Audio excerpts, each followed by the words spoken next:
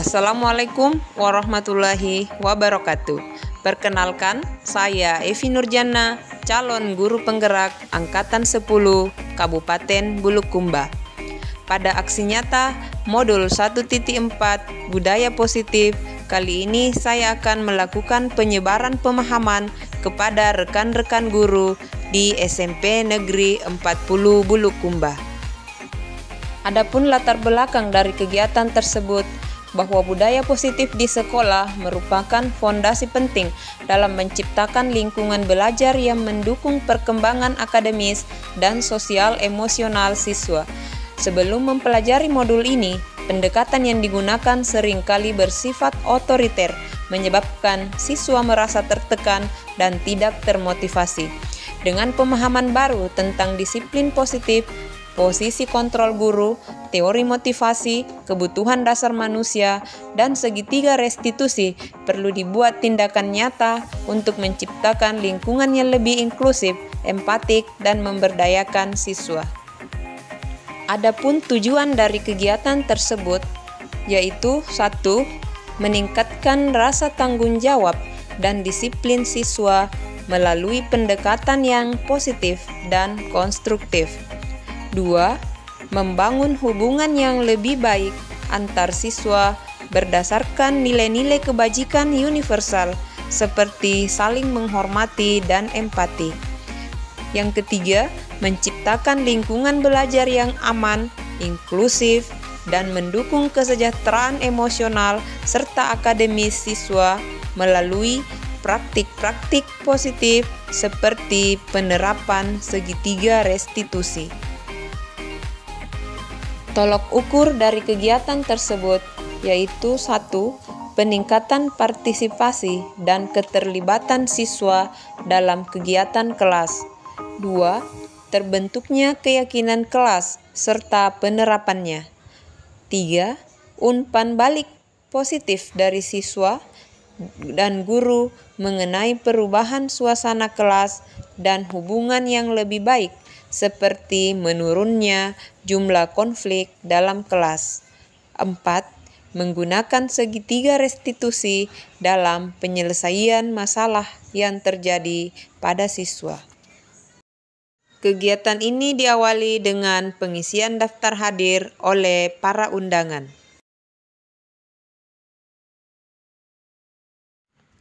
Assalamualaikum warahmatullahi wabarakatuh. Perkenalkan, saya Evi Nurjana, calon guru penggerak Angkatan 10 Kabupaten Bulukumba. Pada aksi nyata modul 1.4 Budaya Positif, kali ini saya akan melakukan penyebaran pemahaman kepada rekan-rekan guru di SMP Negeri 40 Bulukumba. Berikut kegiatannya, diawali dengan pengisian daftar hadir oleh para undangan. Assalamualaikum warahmatullahi wabarakatuh.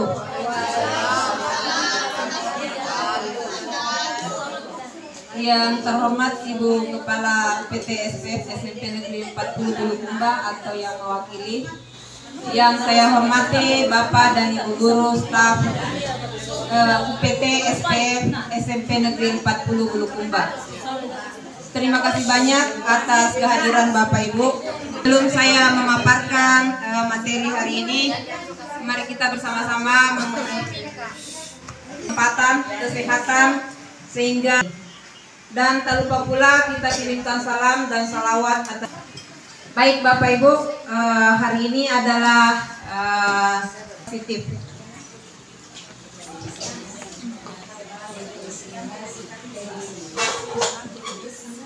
Salam dan bahagia.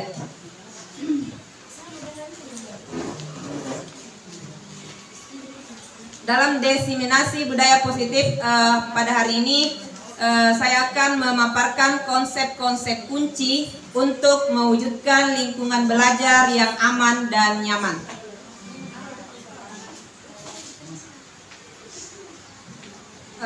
Sebelum saya lanjut, baik ada pertanyaan pemantik, mohon dijawab Bapak Ibu. Setuju atau tidak setuju? Yang pertama, hukuman dapat mendisiplinkan anak. Setuju atau tidak setuju? Ada yang tidak setuju. Baik, ada 2 suara. Kemudian pertanyaan yang kedua, memberi penghargaan dapat meningkatkan motivasi belajar anak. Setuju? Oke, 1 suara setuju. Kemudian pertanyaan yang ketiga, pemberian hukuman dengan hal positif seperti membaca buku atau membersihkan halaman sekolah. Jadi tadi ada 2 jawaban. Dari jawaban yang pertama ada 2 versi, setuju dan tidak setuju. Kemudian pertanyaan kedua ada 1 versi, pertanyaan ketiga 1 versi, semuanya setuju. Baik, Bapak Ibu, adapun konsep-konsep kunci budaya positif, mungkin selama ini yang kita pahami budaya positif itu yang bagaimana. Nah, inilah konsep-konsep kunci budaya positif. Yang pertama, perubahan paradigma belajar. Kemudian yang kedua, disiplin positif. Yang ketiga, motivasi perilaku manusia. Yang keempat, kebutuhan dasar. Yang kelima, posisi kontrol restitusi. Yang keenam, keyakinan kelas. Dan yang ketujuh, segitiga restitusi. Jadi untuk meningkatkan budaya positif, yang ketujuh ini harus terangkai, saling berkaitan Bapak Ibu. Adapun perubahan paradigma, paradigma lama yang selama ini kita gunakan adalah bahwa pengajaran di mana guru menjadi pusat pengetahuan dan siswa adalah penerima pasif. Jadi ini dari zaman saya sekolah seperti ini modelnya, paradigma tradisional Bapak Ibu. Kemudian yang kedua, paradigma baru. Perubahan paradigma menggeser fokus ke pembelajaran di mana siswa adalah peserta aktif yang terlibat dalam proses belajar. Siswa lebih berperan dalam menentukan apa dan bagaimana mereka belajar untuk mewujudkan profil pelajar Pancasila. Karena sebenarnya tujuan akhir dari pengajaran yang kita lakukan adalah profil pelajar Pancasila. Yang keenam elemen tersebut.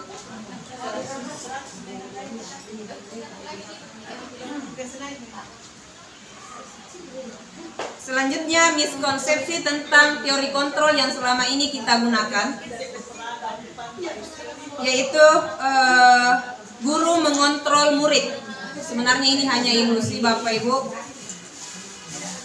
Kemudian yang kedua, bahwa kritik dan membuat orang merasa bersalah dapat menguatkan karakter. Itu juga hanya ilusi. Kemudian yang ketiga, bahwa semua penguatan positif, efektif dan bermanfaat. Yang keempat, bahwa orang dewasa memiliki hak untuk memaksa. Jadi ini juga ilusi. Jadi inilah miskonsepsi yang selama ini kita terapkan. Kita menggunakan kontrol atas kuasa yang kita berikan kepada siswa atau murid-murid kita. Menurut Stephen R. Covey, Principal Center Leadership 1991 mengatakan bahwa bila kita ingin membuat kemajuan perlahan, sedikit-sedikit, ubahlah sikap atau perilaku Anda. Namun bila kita ingin memperbaiki cara-cara utama kita, maka kita perlu mengubah kerangka acuan kita. Ubahlah bagaimana Anda melihat dunia, bagaimana Anda berpikir tentang manusia, ubahlah paradigma Anda, skema pemahaman dan penjelasan aspek-aspek tertentu tentang realitas. Baik Bapak Ibu, di sini saya tampilkan ada stimulus respon dan teori kontrol. Yang mana itu stimulus respon? Realitas kebutuhan kita sama. Kemudian teori kontrol, dia mengatakan realitas kebutuhan kita berbeda. Di stimulus respon, semua orang melihat hal yang sama. Teori kontrol, setiap orang memiliki gambaran berbeda. Kita mencoba mengubah agar orang dapat berpandangan sama dengan kita. Teori kontrol, kita berusaha memahami pandangan orang lain tentang dunia. Stimulus respon mengatakan perilaku buruk dilihat sebagai suatu kesalahan Kalau teori kontrol, semua perilaku memiliki tujuan. Stimulus respon mengatakan orang lain bisa mengontrol saya. Teori kontrol mengatakan hanya Anda yang bisa mengontrol diri Anda. Stimulus respon mengatakan saya bisa mengontrol orang lain, sedangkan teori kontrol mengatakan Anda tidak bisa mengontrol orang lain. Kemudian yang terakhir, model berpikir menang kalah. Kemudian teori kontrol berpikir menang-menang. Jadi kalau stimulus respon menang kalah, kalau teori kontrol dia berpikir menang-menang. Jadi ini yang akan kita harapkan ke siswa kita ke depannya, Bapak Ibu.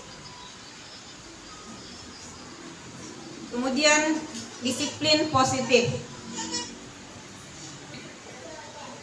Disiplin berasal dari bahasa Latin yaitu disiplina yang artinya belajar.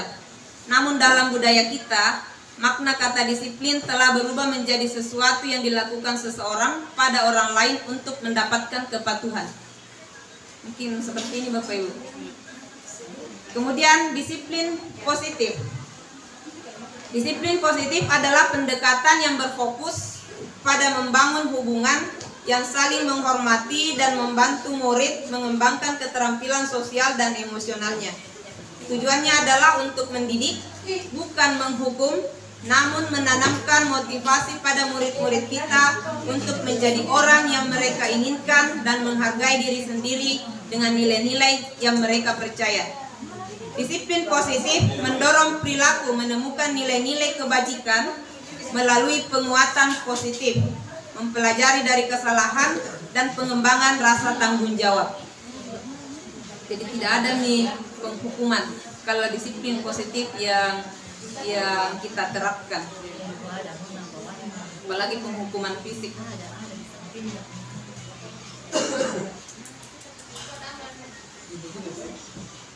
Berikut beberapa institusi atau organisasi pendidikan di bawah ini yang telah memiliki nilai-nilai kebajikan yang diyakini dan disepakati bersama. Nilai-nilai kebajikan inilah yang akan kita kuatkan. Yang pertama untuk di profil pelajar Pancasila, yang pastinya 6 elemen: beriman bertakwa kepada Tuhan Yang Maha Esa, berakhlak mulia, mandiri, bernalar kritis, berkebinekaan global, bergotong royong, dan kreatif. Kemudian di organisasi IBO Primary Years Program, sikap murid yaitu toleransi, rasa hormat, integritas, mandiri, menghargai, antusias, empati, kreativitas, kerjasama, dan percaya diri. Inilah yang disebut nilai-nilai kebajikan. Dan nilai-nilai kebajikan ini sudah disepakati bersama. Kemudian untuk Indonesian Heritage Foundation, nilai kebajikan yang disepakati di sana adalah cinta Tuhan dan segenap ciptaannya, kemandirian dan tanggung jawab, kejujuran atau amanah, diplomatis, hormat dan santun, dermawan, suka menolong dan gotong royong, percaya diri, kreatif, dan bekerja keras, serta rendah hati, toleransi, dan kedamaian dan kesatuan.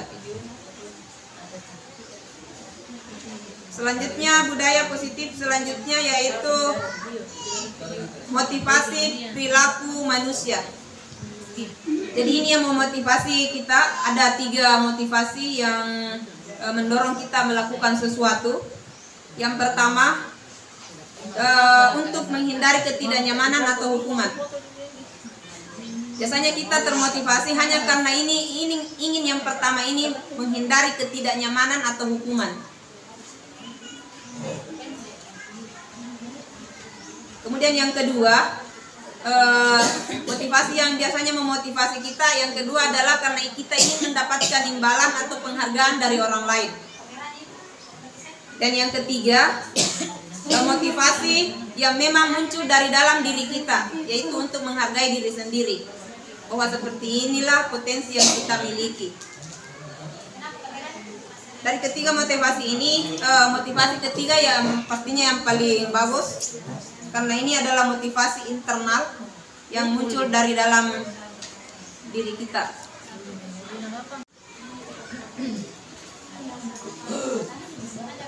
Berikut pemikiran Ki Hajar Dewantara yang mengatakan merdeka itu artinya tidak hanya terlepas dari perintah, akan tetapi juga cakap buat memerintah diri sendiri. Jadi ini merdeka menurut Ki Hajar Dewantara. Selanjutnya hukuman dan penghargaan. Bahwa penghargaan berlaku sama dengan hukuman, dalam arti meminta atau membujuk seseorang melakukan sesuatu untuk memenuhi suatu tujuan tertentu dari orang yang meminta atau membujuk. Dorongannya eksternal dan akan ada faktor ketergantungan.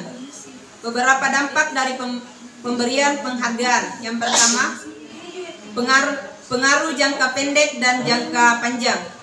Kemudian penghargaan itu menghukum. Yang ketiga, penghargaan mengurangi ketepatan. Yang keempat, penghargaan itu tidak efektif. Yang kelima, penghargaan merusak hubungan. Keenam, penghargaan menurunkan kualitas. Ketujuh, penghargaan mematikan kreativitas.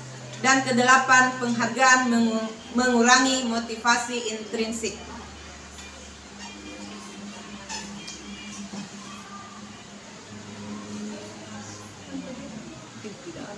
Bentuk program kebajikan atau apresiasi.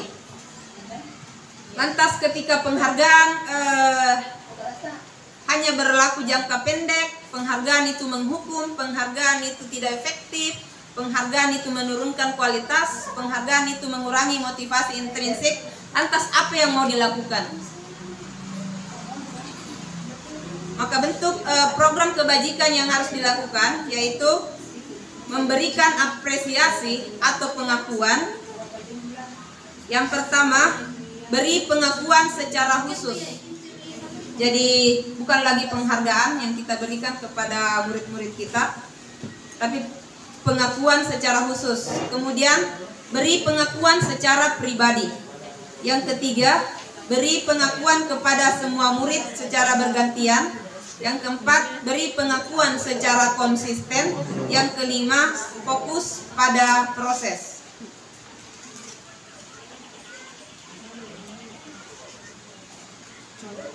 Contoh pengakuan atau apresiasi kebajikan. Misalnya di pembuka kita mengatakan, kemarin saya perhatikan. Nah, kita munculkan nilai kebajikannya. Rasa empatimu besar sekali. Situasinya pada saat menolong murid baru di kelas kita. Jadi nilai kebajikan ini yang akan kita angkat, rasa empati. Kemudian yang contoh kedua, saya menghargai kepedulianmu pada saat kamu membantu teman-temanmu di tugas kelompok. Ataukah kita bisa juga mengatakan, terima kasih untuk rasa tanggung jawabmu pada saat kamu memungut kertas-kertas yang berserakan di lantai. Jadi kita mungkin ini tugas berat buat kita sebagai pendidik. Bukan mungkin langsung sebagai, bukan lagi memberikan contoh, tapi menjadi contoh buat mereka.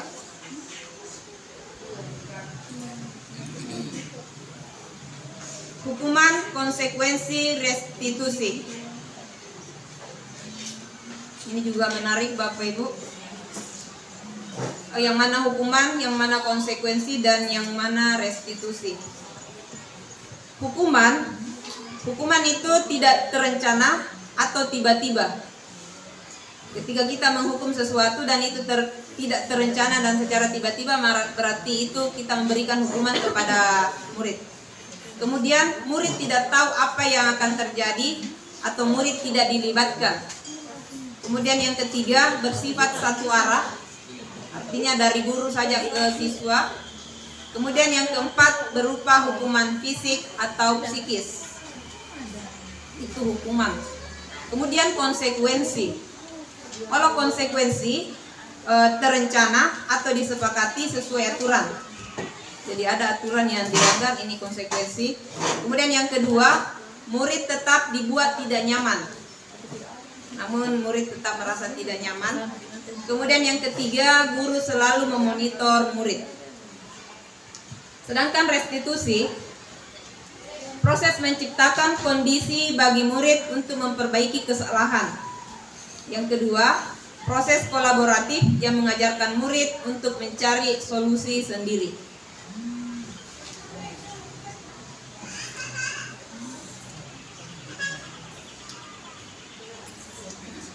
Perbedaan hukuman dan konsekuensi.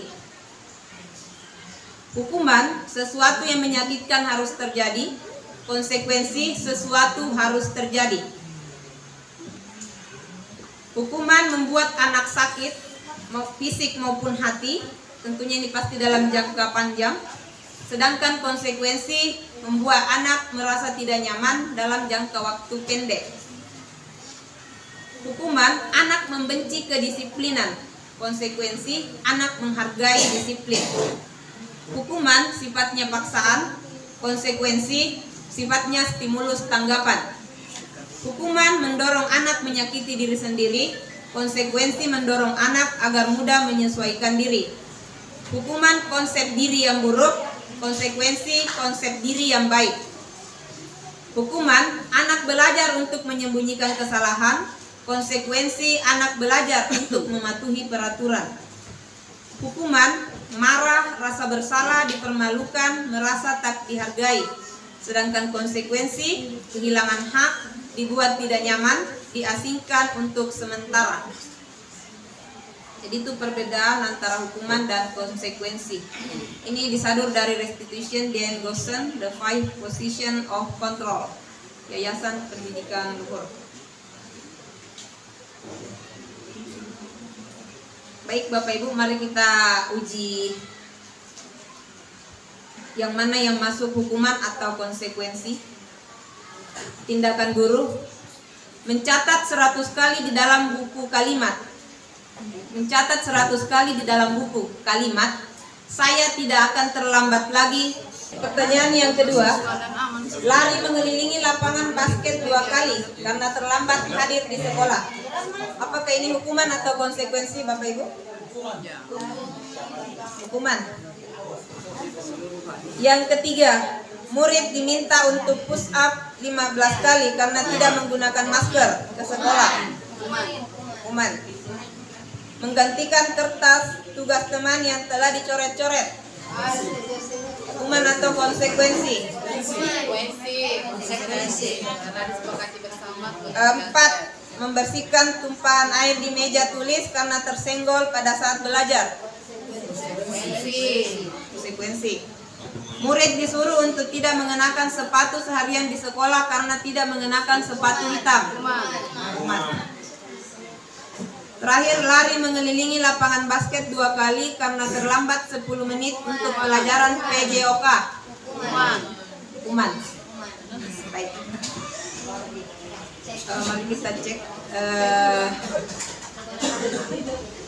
Mencatat 100 kali di dalam buku karena terlambat, kemudian yang lari mengelilingi lapangan basket 2 kali. Kalau lari mengelilingi lapangan basket 2 kali karena terlambat 10 menit untuk pelajaran PJOK, itu masuk konsekuensi, bukan hukuman Bapak Ibu. Kenapa masuk konsekuensi? Karena ada keterkaitan antara hukuman dengan mata pelajaran. Artinya tidak di PJOK ada pelajaran lari, jadi ini bisa menjadi sebagai konsekuensi. Konsekuensi pemanasan. Iya. Kemudian lari mengelilingi lapangan basket 2 kali karena terlambat hadir di sekolah, ini baru hukuman. Karena tidak ada keterkaitan antara proses belajarnya siswa, artinya tidak ada output yang dapat siswa dari kegiatan itu, semata-mata hanya untuk menyakiti mereka fisiknya.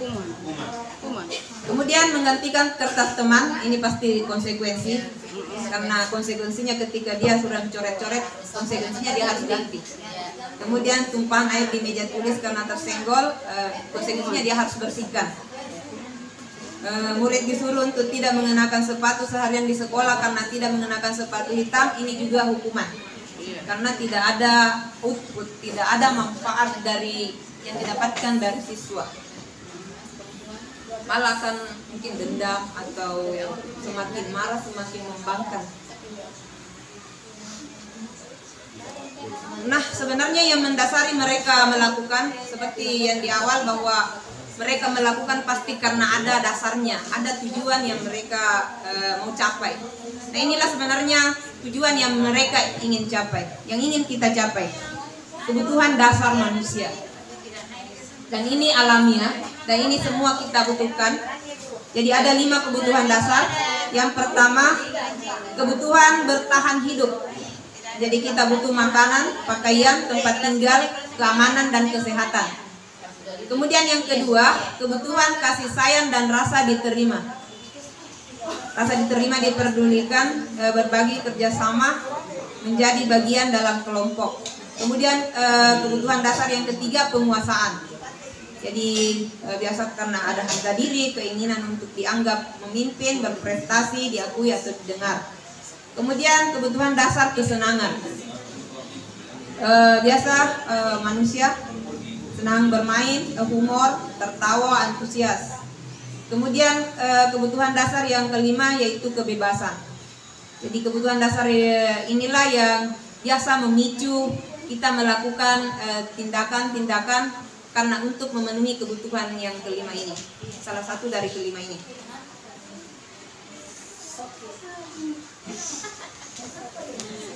Selanjutnya budaya positif yang selanjutnya yaitu posisi kontrol. 5 posisi kontrol. Baik. Jadi ada 5 posisi kontrol. Mungkin di antara kelima ini kita ada di antaranya. Kita sebagai penghukum. Kemudian apakah kita sebagai pembuat rasa bersalah? Kemudian yang ketiga, apakah kita berposisi sebagai teman? Ataukah apakah kita berposisi sebagai pemantau? Ataukah kita berposisi sebagai manajer? Penghukum itu biasanya menghardik, menunjuk-nunjuk, menyakiti, menyindir. Itu penghukum. Jujur selama ini saya juga biasa melakukan ini. Kemudian pembuat rasa bersalah, menceramahi siswa,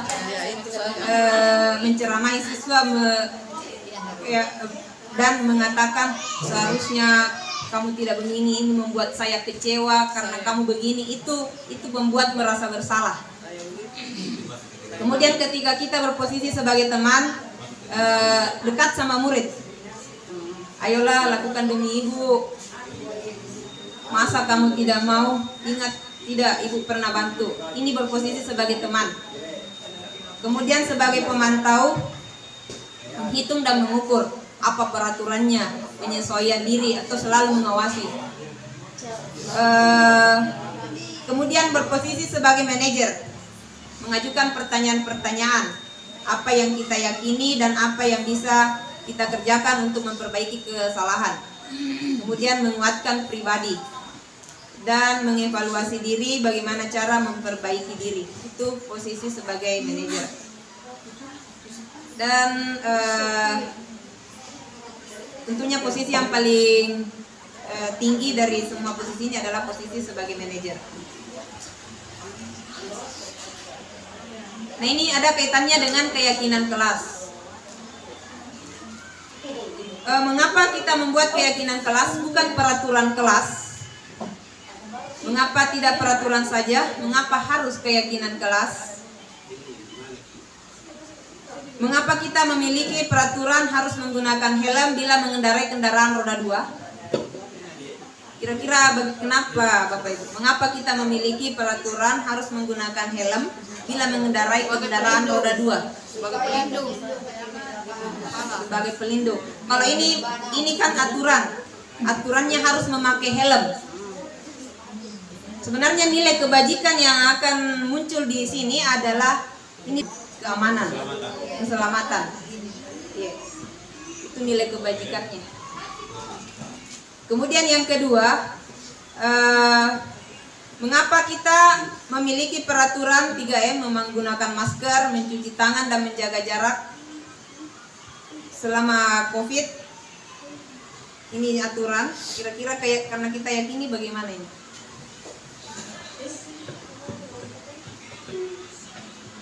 Jadi hampir sama dengan yang pertama tadi, nilai keyakinan yang kita yakini bahwa di situ ada kesehatan.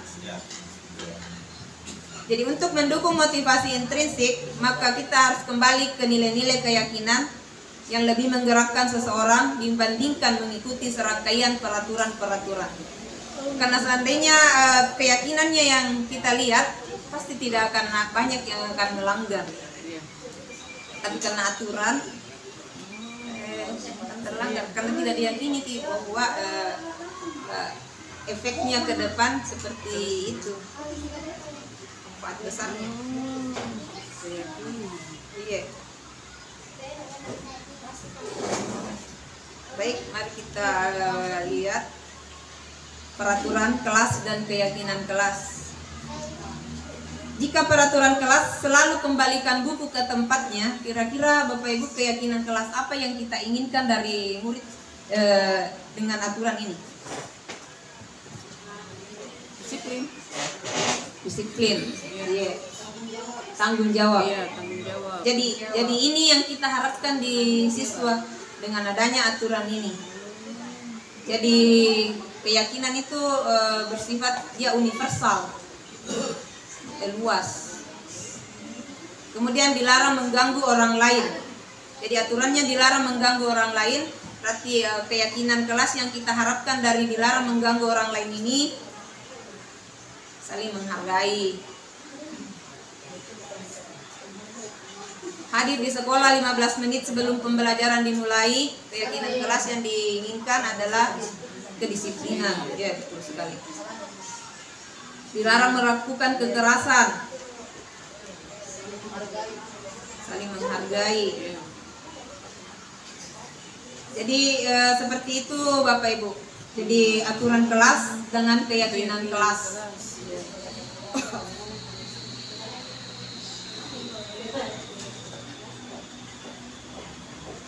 Kita masuk dari budaya positif yang terakhir adalah segitiga restitusi. Jadi segitiga restitusi itu ada 3. Yang pertama menstabilkan identitas, kemudian validasi kebutuhan, kemudian yang ketiga menanyakan keyakinan.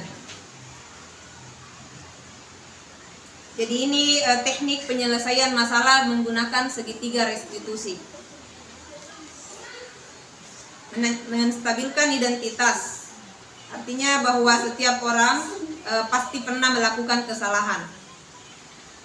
Itu cara menstabilkan identitas. Kemudian kita validasi tindakannya. Kamu tentu punya alasan mengapa melakukan itu. Berdasarkan tadi 5 kebutuhan dasar manusia. Dari diantaranya itu biasanya siswa melakukan karena tidak terpenuhi salah satunya.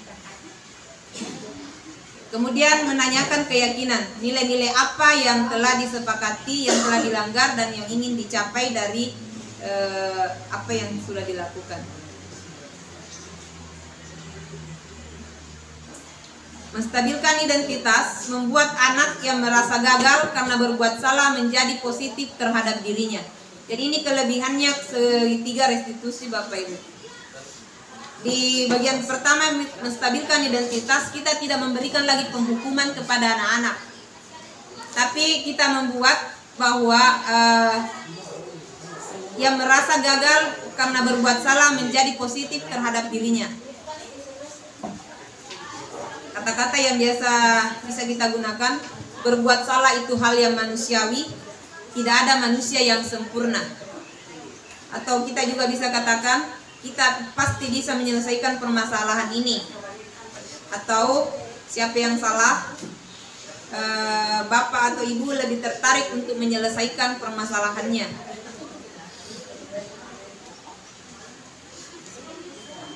Kemudian yang tindakan yang kedua dari segitiga restitusi adalah validasi kebutuhan atau validasi tindakan yang salah. Jadi tujuannya adalah untuk memenuhi kebutuhan dasar.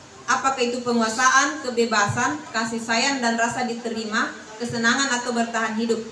Dari kegiatan validasi kebutuhan ini kita menggali kebutuhan mana yang sebenarnya yang dicari oleh murid kita sampai dia melakukan hal tersebut. Dari 5 kebutuhan dasar tersebut. Karena menurut teori tadi bahwa ketika salah satu dari 5 kebutuhan dasar itu, maka itulah yang biasanya memicu seseorang melakukan suatu tindakan.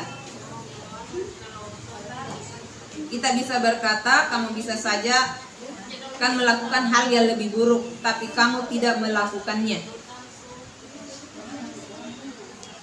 Kemudian segitiga restitusi yang ketiga adalah menanyakan keyakinan. Jadi anak melihat kesalahannya dihubungkan dengan norma sosial dan nilai-nilai yang mendasari manusia berinteraksi dengan orang lain. Jadi guru berkata, apa nilai yang kita percaya di kelas? Nah, kita hubungkan tadi dengan keyakinan kelas yang telah dibuat. Nilai mana yang dilanggar, kemudian itu dibicarakan dan dicarikan solusi bersama bagaimana penyelesaiannya. Bahwa budaya positif dari 7 rangkaian tadi itu semuanya saling terkait, mulai dari disiplin positif, posisi kontrol, teori motivasi, 5 kebutuhan dasar manusia, nilai-nilai kebajikan, dan segitiga restitusi. Terima kasih. Sekian untuk penyampaian dari saya. Wassalamualaikum warahmatullahi wabarakatuh.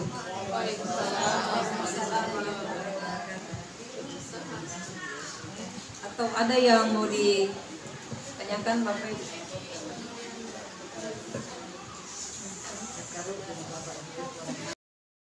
Iya. Iya. Oke. Terima kasih atas kesempatan yang diberikan kepada saya. Itu mengenai tadi konsekuensi dengan hukuman. Kapan kita bisanya ini cocoknya diberikan hukuman, ini konsekuensi saja. Ya, terima kasih. Baik Ibu, kan kita sudah buat kesepakatan kelas. Ketika apa yang kita lakukan tidak terdapat dalam kesepakatan dan kita menghukum, berarti itu hukuman. Ya, tidak terada dalam ya, berarti kita menghukum. Kemudian yang kedua, hukuman itu sifatnya tidak mendidik lah, tidak ada kaitannya dengan proses pembelajaran ke murid. Ceritanya menghukum itu hanya karena kita memang kasih jerah, kasih hukuman fisik atau mempermalukan mereka. Itu ciri-cirinya hukuman. Hanya dia jadi bentak, hardik, jadi seperti itu. Padahal tujuan kita kan adalah pendidikan, arah akhir kita adalah pendidikan yang berpihak kepada murid. Ya, terima kasih banyak Ibu Haji atas pertanyaannya. Ada lagi Bapak Ibu? Iya Pak. Assalamualaikum warahmatullahi wabarakatuh. Waalaikumsalam warahmatullahi wabarakatuh. Yang ingin saya tahu tentang kelas. Yang kedua tentang restitusi. Yang pertama tentang kesepakatan kelas. Itu kesepakatan kelas sebenarnya dibuat kapan? Di awal, di pertengahan, atau di akhir? Iya. Terima kasih. Assalamualaikum warahmatullahi wabarakatuh. Waalaikumsalam. Waalaikumsalam warahmatullahi wabarakatuh. Baik Pak, saya jawab yang pertama, kesepakatan kelas. Jadi kesepakatan kelas dibuat di awal Pak, pas masuk di kegiatan pembelajaran Pak, memulai di awal semester boleh. Namun perlu mungkin ditulis Pak supaya anak-anak selalu mengingat apa yang sudah disepakati. dari setiap kegiatan pembelajaran yang kita lakukan di awal harus memang diingatkan terus apa-apa yang sudah disepakati supaya menjadi pembiasaan buat mereka. Jadi seperti itu Pak untuk kesepakatan kelas. Kemudian restitusi, betul hari ini mendapat laporan katanya Dila sering menggunakan sepatu berwarna ke sekolah. Apa itu betul? Maafkan saya, Bu. Nah, aturan sekolah kita kan mengharuskan menggunakan sepatu berwarna hitam. Apakah Dila tahu aturan tersebut? Saya tahu aturannya, Bu. Tapi sepatu hitam saya sedang rusak dan saya tidak punya pilihan lain. Oh begitu, saya mengerti situasinya. Namun aturan adalah aturan. Sekolah kita di sini mengharuskan menggunakan sepatu berwarna hitam. Menurut Dila kira-kira apa solusi yang baik untuk menyelesaikan masalah ini? Mari kita bicarakan masalah ini dan cari solusi penyelesaiannya. Apakah saya akan mendapatkan hukuman, Bu? Menurut Dila kira-kira siapa yang dirugikan dari melanggar aturan ini? Mungkin sekolah atau rekan-rekan saya yang mengikuti aturan, Bu. Baik, betul sekali. Apakah kamu memiliki ide untuk menyelesaikan masalah ini? Mungkin saya akan meminta maaf kepada sekolah secara terbuka dan berjanji untuk menggunakan sepatu yang benar dan memberitahukan kepada orang tua saya untuk segera mendapatkan sepatu baru secepat mungkin. Wah, itu ide yang sangat bagus. Itu dengan melakukan itu berarti Dila menunjukkan tanggung jawab dan mematuhi aturan di sekolah. Ini akan memberikan juga contoh yang baik kepada teman-teman sekelas kamu agar selalu mematuhi aturan yang ada di sekolah kita ini. Apakah kamu setuju melakukannya? Ya, Bu, saya siap untuk memperbaiki segala kesalahan saya. Baik, terima kasih Dila. Sama-sama. Gimana kabarnya hari ini? Baik. Oke, sebelum kita mulai materi, nah Ibu sebelumnya kan sudah membahas tentang keyakinan kelas dan peraturan kelas. Nah, masih ada yang ingat apa itu keyakinan kelas? Ya. Kemudian Pak? Apa? Ada yang ingat pastinya apa itu keyakinan kelas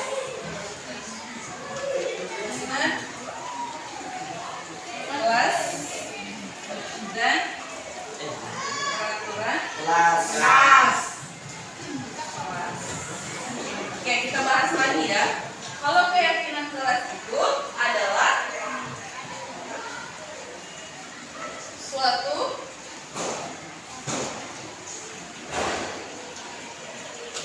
persetujuan dari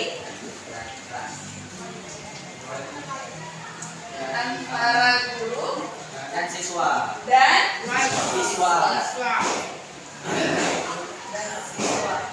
Kalau peraturan kelas, peraturan Yang berlaku dalam kelas. suatu peraturan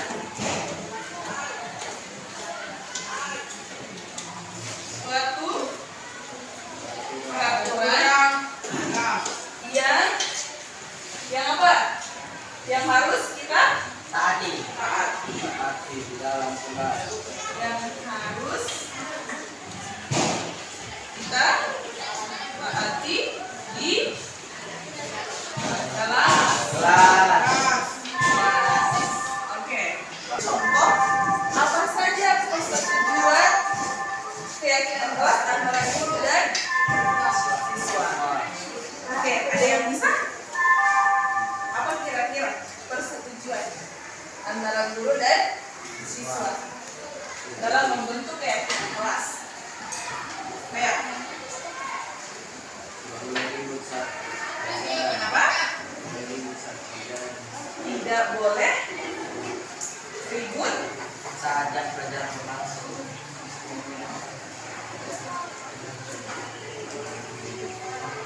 tidak boleh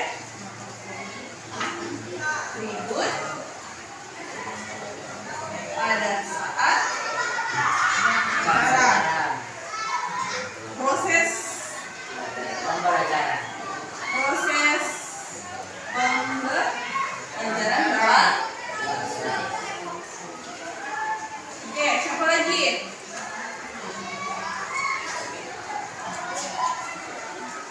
Ya. Rehan dari mana? Hah?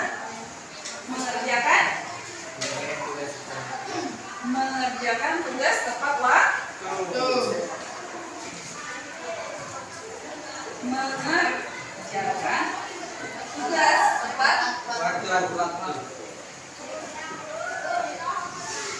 Nah, sekarang lanjut peraturan kelas. Ya. Kenapa? Tidak boleh bertegang.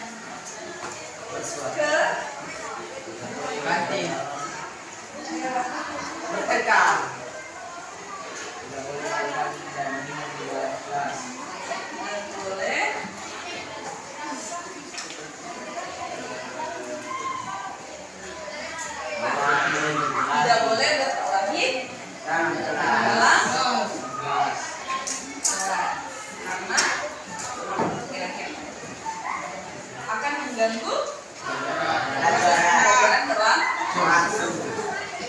Terus yang kedua apa?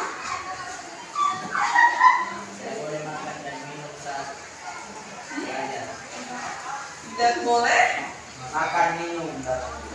Makan tidak boleh ribut. Tidak boleh ribut. Sudah di atas. Kayak apa lagi?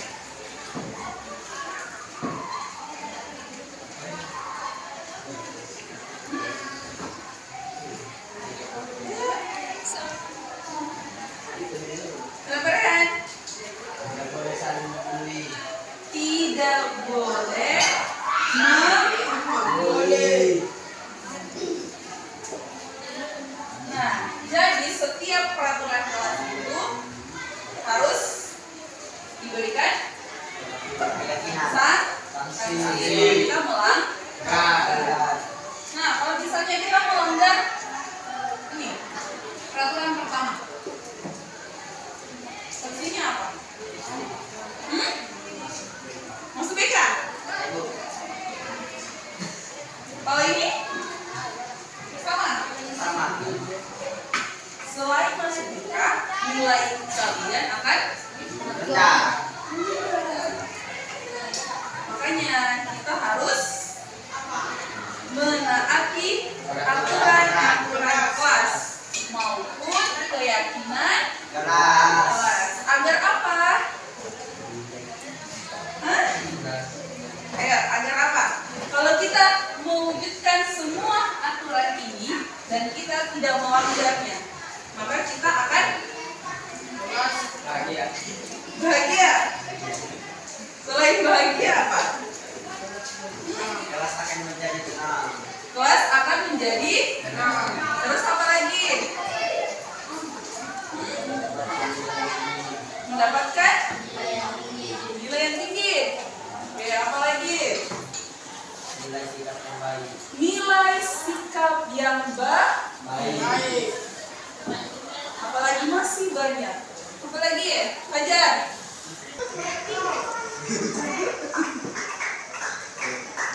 Iya. Oke, baik. Jadi tadi Ibu Andi Rahma sudah menjelaskan yang keyakinan kelas sama peraturan kelas. Nah, kalau keyakinan kelas yang sudah ditulis ini, tidak boleh ribut pada saat proses pembelajaran berlangsung. Kira-kira nilai apa yang diharapkan dari ini? Tidak boleh ribut pada saat proses pembelajaran berlangsung. Tidak, nilai apa kira-kira? Sikap yang bagaimana itu? Sikap apa yang diharapkan dari ini? Tidak boleh ribut pada saat proses pembelajaran. Kenapa memang kalau ribut akan mengganggu proses pembelajaran? akan mengganggu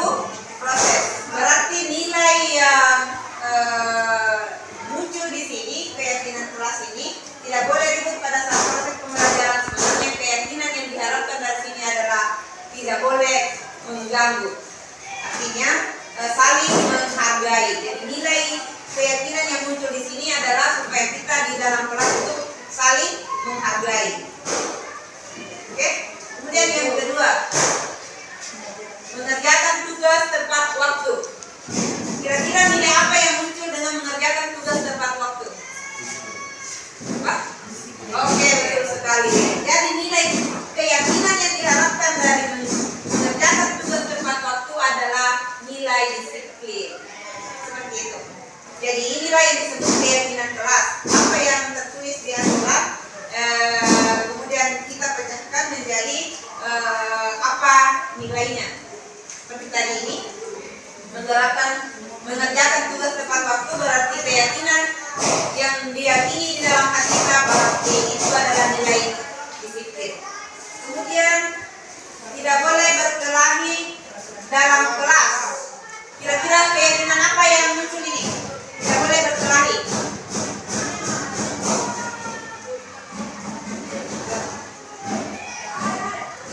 Apa kira-kira? Kalau tadi ini disiplin, kira-kira kalau ini apa? Tidak boleh berkelahi.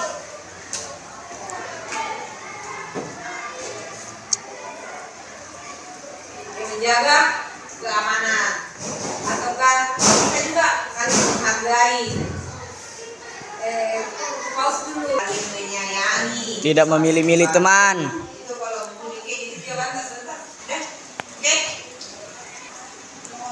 Oke, kita lanjut. Tidak boleh berkelahi dalam kelas. Kira-kira keyakinan apa yang muncul? Toleransi. Tidak boleh berkelahi dalam kelas. Kira nilai toleransi? Saling menghargai, dan menyayangi, menjaga keamanan. Itu keyakinan yang diharapkan. Kemudian tidak boleh membuli. Kira-kira kalau tidak membuli, nilai keyakinan apa yang muncul? Toleransi. Bisa toleransi, apalagi saling menghargai boleh, Saling membantu. saling membantu, bisa, saling menyayangi. Oke, betul sekali. Oke, jadi itulah yang disebut keyakinan kelas. Dari aturan-aturan yang sudah dibuat, apa nilai yang muncul, maka itulah yang disebut keyakinan kelas. Itulah yang mau diyakini sebenarnya. Karena kalau ini yang muncul di dalam hati kita, insya Allah semua aturan-aturan ini akan terlaksana dengan baik. Oke, jadi seperti itu. Terima kasih. Saya kembalikan ke Ibu.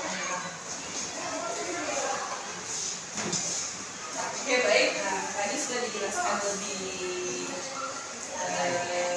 dalamnya sama Ibu Eviana. Jadi kita sudah tahu apa itu keyakinan kelas. Jadi kita harus meyakini dan harus ada dalam diri kita agar apa? Tidak. Sekian kegiatan aksi nyata yang saya lakukan mengenai penyebaran pemahaman kepada rekan-rekan tentang budaya positif. Salam guru penggerak, tergerak, bergerak, menggerakkan. Salam dan bahagia. Wassalamualaikum warahmatullahi wabarakatuh.